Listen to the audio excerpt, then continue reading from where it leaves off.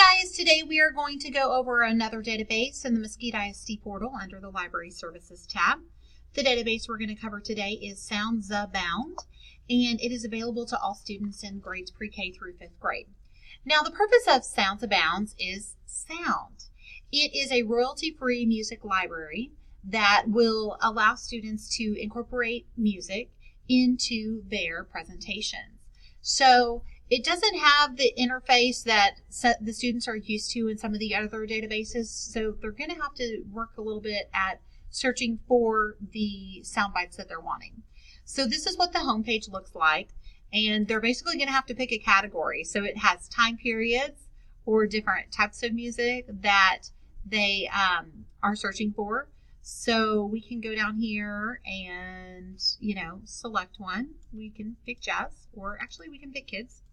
So then it's going to ask them for the time cut. How long do you need for your sound file? So, if they're needing 30 to 60 seconds, they can click it. And if they want to be more specific with the type of soundbite they want, they can put something in the search key. If they don't want to be more specific, they can just click search. And that search option will bring up everything that will do that, that will fit the needs of what they're looking for. So you'll notice as I have done my search for kids music with any title, it brought up some different things for me to hear. If I want to hear it, I can just click play. Now, keep in mind that the purpose of those sound bites are for them to be playing in the background, and the students can play them to see if it fits what they want. If students want to download it, they're going to click the download key, and they can download it down to the device that they are using.